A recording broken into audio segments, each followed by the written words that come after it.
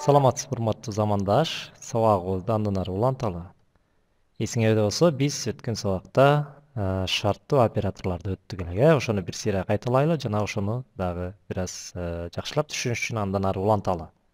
Эң негизги бул жерде эмнелерди билиш керек экен. Демек, жазуу эрежесинде ушул операторлорду эмнелерди эсибизге салышыбыз керек экен. Демек, if'тен кийин сөзсүз түрдө шарт кетет, жана then дегенден кийин write же болбосо дагы башка операторлор кетиши мүмкүн. Then'ден кийин сөзсүз түрдө оператор кетиш керек. Жана else'дан кийин же оператор же кайрадан шарт кетиши мүмкүн. Мына биздин учурда кайрадан шарт кетип атат, Жана дагы бир айтып кое турган нерсе, else'га мынакей write деп оператор кеткенден кийин негизи программалоо тили боюнча ар бир оператордон кийин үтүрлүү чекит коюлуш керек, Ал эми бул шарт болгондо then дегенден кийин оператор кетет, жана ошол оператордон кийин else'га чейин үтүрлүү чекит коюлбаш керек. Мына ушуну эсиңерге салып койгула. Үтүрлүү чекит коюп койсоңор, анда программаны туура эмес деп эсептеп чыгарат.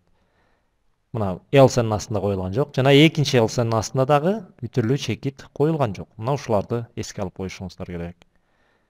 Эми биз ушул шарттуу операторду дагы жакшылап түшүнүш үчүн биз мурунку символдук операторлорго кайрылалы. Мынакей диалог деген программабызга, Мына ушул программабызды бир аз кызыктуураак кылып өзгөртүп түзөлү. Ал үчүн биз мына бул жерден жашы деген жерге чейин калтырабыз дагы, анан кийин калганын өчүрөлү. Мынакей резюме дегендерди өчүрөбүз. Жана бул жерден биз ошо if then else операторун колдонуп, андан ары кызыктуу улантып кетели.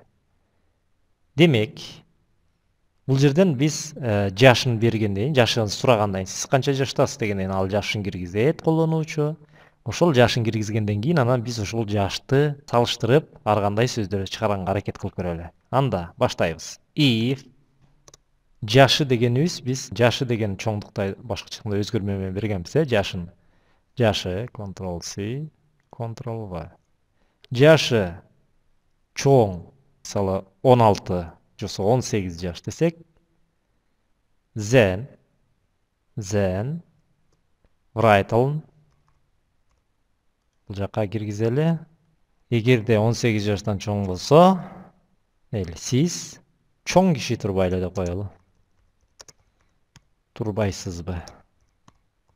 Else'нын астында сөздөр тырмакча үтүрлүү чекитти алып чалабыз дегенбиз, Else кайра салыштырабыз. Else write Else дегенден кийин дагы бир салыштырып көрөлү. If жашы барабар 18ге болсо, then write жана бул жака жазышыбыз керек. Эгерде 18ге болсо, 18 жаш куракта эң сонун жашка келген турбайсызбы деп коелу. Жана Elsa болгондон кийин демек 18 жаштан кичине деген. Мына биз эки учурду салыштырып атабыз. Ал эми андан ал эки шарт аткарылып болсо, демек 18 жаштан кичине болуш керек, Elsa. Write чекит. Сиз али жаш экенсиз деп коелу. Сиз али жаш экенсиз. Жана жөн эле мындай кылбастан, мунун ар биринин астында мисалы аттарын коелу, Мисалы жашы дегенден кийин сиз чоң киши турбайсыз дегендин астына мисалы аты дегенди коюп коелу. Башкача айтканда, ал атын айтып туруп, анан кийин атын жазып, анан кийин сиз чоң киши турбайсыз деп берет да. Жерге бош орун калтырып коелу, ортосу ачык болуш үчүн, Жана бул жерге дагы ушундай кылалы. Мында үтүрдү унутуп коюп турбуз биз. Үтүр жерге дагы коебуз атын. Үтүр жерден дагы мындай алып коебуз жана үчүнчүгө дагы атын коебуз. Үтүр жана боштук орун. Мынакей. Демек, бул эмне кылат? Жашын, мынакей, сиз канча жаштасыз дегенде жашын жазат колдонуучу. Андан кийин салыштыра баштайт. Эгерде 18 жаштан чоң болсо, then write деп туруп да, башкача айтканда аты деп атын айтат дагы, анан кийин сиз чоң киши турбайсыз деп чыгарып берет. Жана эгерде 18 жашка барабар болсо, анда атын айтат дагы 18 жаш кыракта эң сонун жашка келген турбайсыз деп чыгарып берет. Жана 18 жаштан кичине болсо, анда сиз али жаш экенсиз деп чыгарып берет. Кана ушуну эми текшерип көрөлү, контролдоп атайлы. Баштайбыз. Атыңыз ким?